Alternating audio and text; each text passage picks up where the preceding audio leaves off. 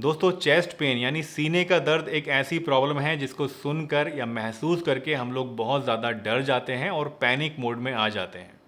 लेकिन क्या आप जानते हैं कि ओपीडी में और इमरजेंसी में जितने भी चेस्ट पेन के केसेस रिपोर्ट होते हैं उनमें से सिर्फ 31% केसेस ऐसे होते हैं जिनमें इसका कारण कार्डियक होता है, यानी आपके दिल से रिलेटेड होता है।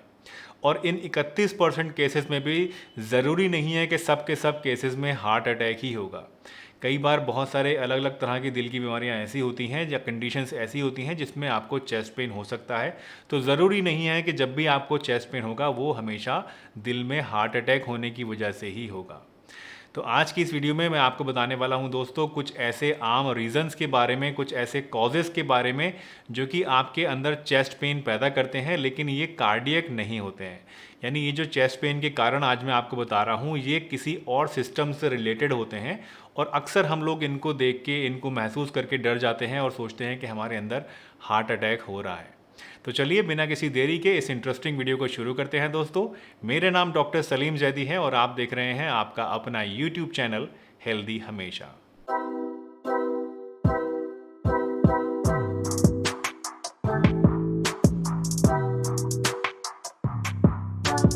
दोस्तों चेस्ट पेन आपके अंदर किस कारण से हो रहा है ये जानने के लिए हमें ये समझना भी ज़रूरी है कि हमारे चेस्ट के अंदर और उसके आसपास कौन कौन से ऑर्गन्स पाए जाते हैं।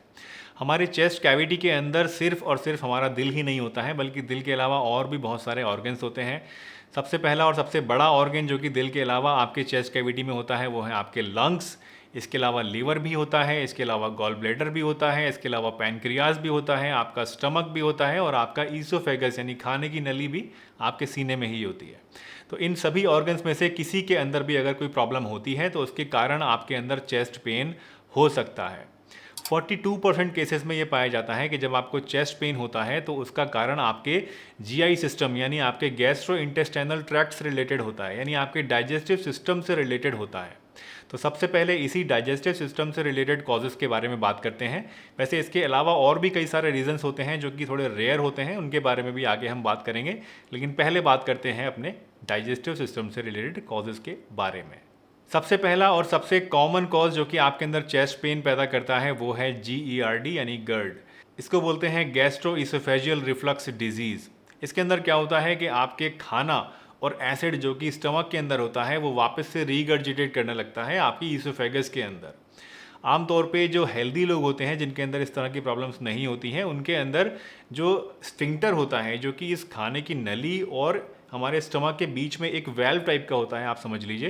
तो ये वेल्व आमतौर पे बंद रहता है जिसकी वजह से खाना वापस ऊपर नहीं आ पाता है, एसिड भी वापस ऊपर खाने की नली में नहीं आ पाता है। लेकिन किसी किसी केसेस में ये जो वेल्व है, स्फिंक्टर है, ये ख़राब हो जाता है और परमानेंटली खुल जाता है जिसकी वजह से खाना और एसिड वापस से हमारे खाने की नली के अंदर आने लगता है और वहाँ पर अल्सर्स, जलन और दर्द पैदा करता है। अब क्योंकि खाने की नली यानी हमारी ईसोफेगस जो है वो सीधी हमारे सीने के बिल्कुल बीचों बीच होती है, तो जब यहाँ पर कोई प्रॉब्लम होती है, दर्द होता है, तो हमें ऐसा महसूस होता है कि हमारे दिल के अंदर दर्द हो रहा है, हमारे चेस्ट में पेन हो रहा है और ये बहुत ही ज़्यादा कन्फ्यूजिंग कंडीशन होती है। दूसरा कॉज आपके गॉल ब्लैडर से रिलेटेड हो सकता है।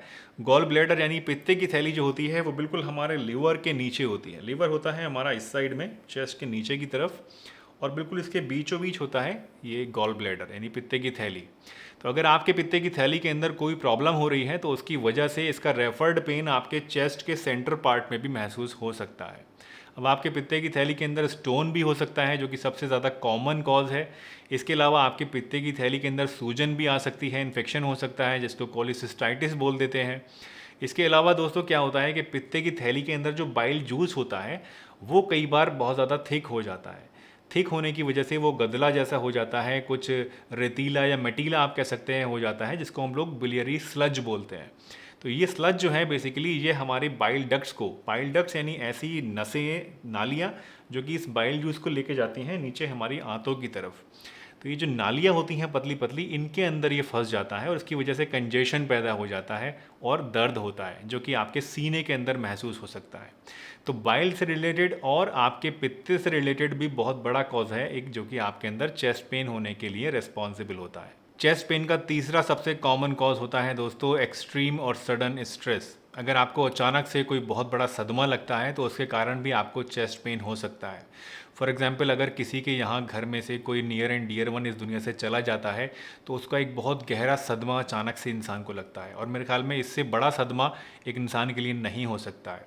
तो ऐसे केसेस में अक्सर देखा जाता है कि उसके जो नियर एंड डियर वंस होते हैं जो इस दुनिया में बाकी रह जाते हैं, उनको अचानक से कई बार चेस्ट में पेन की शिकायत होने लगती है। ये चेस्ट पेन जो होता है दोस्तों, ये एक्सट्रीम स्ट्रेस की वजह से होता है, ना कि किसी दिल की कंडीशन की वजह से।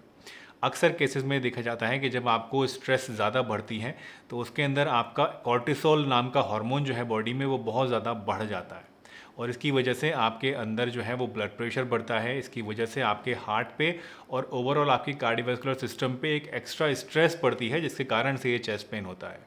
तो ये भी एक बहुत ही कॉमन कारण है जिसकी वजह से आपको चेस्ट पेन की शिकायत हो सकती है, लेकिन ये चेस्ट पेन आपके हार्ट डिजीज़ के कारण से नहीं होते हैं। तो ये थे वो 3 कॉमन नॉन कार्डियक कॉजेज़ जिसके कारण से आपको चेस्ट पेन हो सकता है। अब बात करते हैं कुछ रेयर कॉजेज़ के बारे में जिसमें भी आपको चेस्ट पेन हो सकता है, लेकिन ये कंपैरेटिवली कम लोगों के अंदर पाए जाते हैं। तो सबसे पहला रेयर कॉज जो कि आपके अंदर चेस्ट पेन पैदा कर सकता है वो है पल्मोनरी एम्बोलिज्म। पल्मोनरी एम्बोलिज्म आपके फेफड़ों से रिलेटेड एक बीमारी है जिसके अंदर आपके लंग्स के अंदर खून का थक्का जम जाता है, जिसकी वजह से बहुत ही सीवियर चेस्ट पेन आपके अंदर हो सकता है। स्पेशली जब आप सांस को इनहेल करते हैं, यानी सांस अंदर की तरफ खींचते हैं, तब ये आपका पेन जो है वो बहुत ही ज़्यादा बढ़ जाता है। ये एक पहचान होती है पल्मोनरी एम्बोलिज्म की। इसके अलावा नीमोथोरेक्स के केस में भी आपको चेस्ट पेन हो सकता है।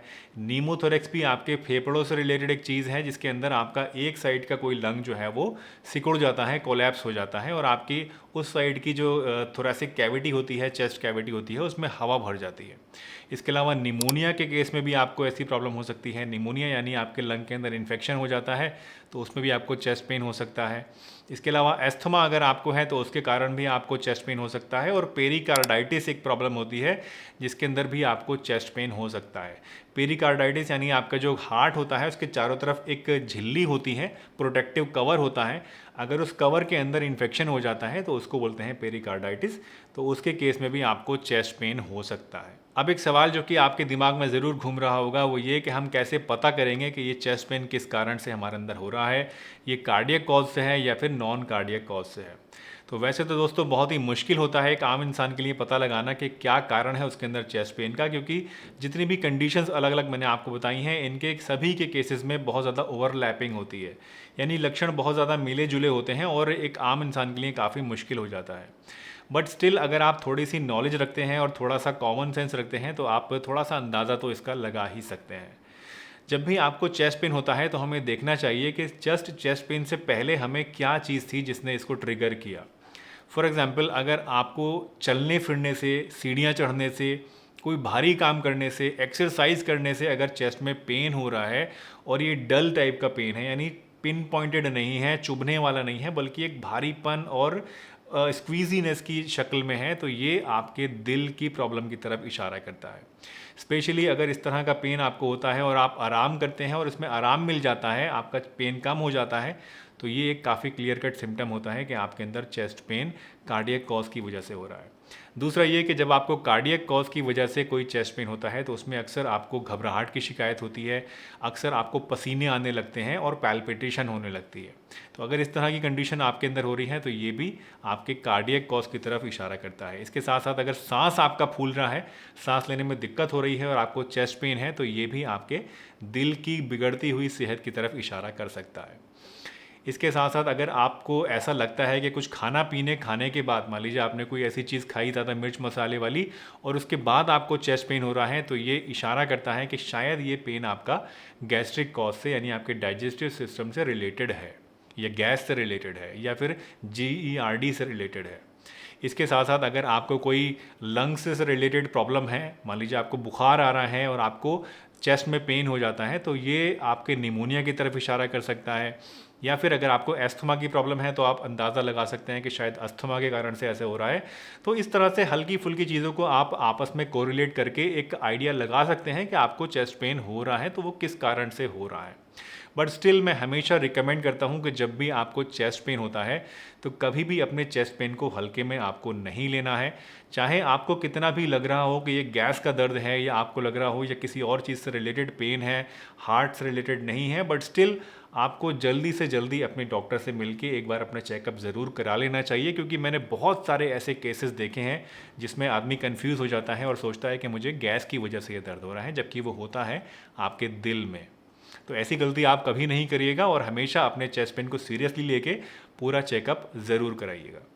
तो दोस्तों, मुझे उम्मीद है आज की ये वीडियो आपको ज़रूर पसंद आई होगी और इस वीडियो से आज आपने कुछ ना कुछ नया ज़रूर सीखा होगा। अगर वीडियो आपको पसंद आई है तो इसे लाइक ज़रूर दीजिए। चैनल पर अगर नए हैं और पहली बार वीडियो देखी है, या पुराने भी हैं, आप वीडियो देखते हैं और सब्सक्राइब नहीं करते हैं, तो काइंडली सब्सक्राइब ज़रूर करिए। क्योंकि आपके सब्सक्रिप्शन से, आपके कमेंट से और लाइक्स से और शेयर्स से ही हमारा ये चैनल चलता है और हमें एनकरेजमेंट मिलता है आगे भी इस तरह की बढ़िया बढ़िया वीडियोस बनाने के लिए। तो चलिए, इसी के साथ मैं डॉक्टर सलीम आपसे विदा चाहता हूँ, इस वादे के साथ कि फिर मिलूँगा आपसे इसी चैनल पर एक नई बहुत ही बढ़िया सी वीडियो के साथ। तब तक के लिए अपना बहुत ध्यान रखिए, हंसते रहिए, मुस्कुराते रहिए, रोज़ कुछ ना कुछ नया सीखते रहिए, ताकि आप रह सकें हेल्दी हमेशा।